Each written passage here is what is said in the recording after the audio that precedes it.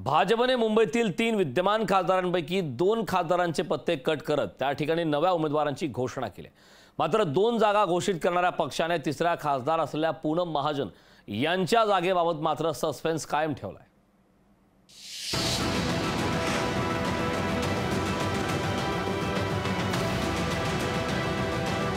भाजपने मुंबईतील 3 विद्यमान खासदारांपैकी 2 खासदारांचे पत्ते कट करत त्या ठिकाणी नव्या उमेदवारांची घोषणा केली आहे। मात्र 2 जागा घोषित करणाऱ्या पक्षानं तिसरा खासदार असलेल्या पूनम महाजन यांच्या जागेसंदर्भात मात्र सस्पेन्स कायम ठेवलाय।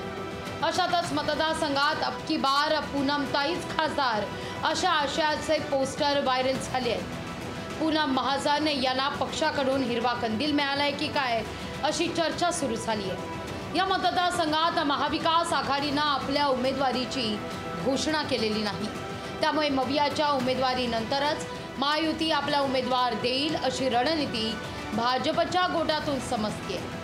गेल्या महिनाभरापासून या जागेवर आशिष शेलार आणि पराग अळवणी या दोघाही आमदारांच्या नावाची चर्चा होती। मात्र यापैकी आशिष शेलार हे केंद्रात जाण्यास फारसे इच्छुक दिसले नाही। या उलट पूनम महाजन यांनाच पुन्हा संधी द्या, निवडून आणण्याची जबाबदारी घेतो अशी विनंती शेलार यांनी केली।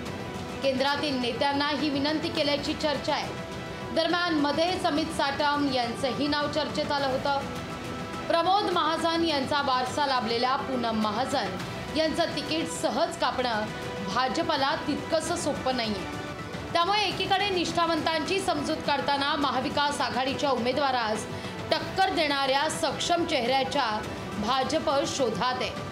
पण पूनम महाजन सक्रिय झाल्यानं अब की बार पूनमताईच खासदार की शेलार होणार हे नवे उमेदवार हा तिढा उमेदवारी जाहीर होईपर्यंत सुटणार नाही असंच दिसतंय। चेतन ननावरे, लोकशाही मराठी, मुंबई।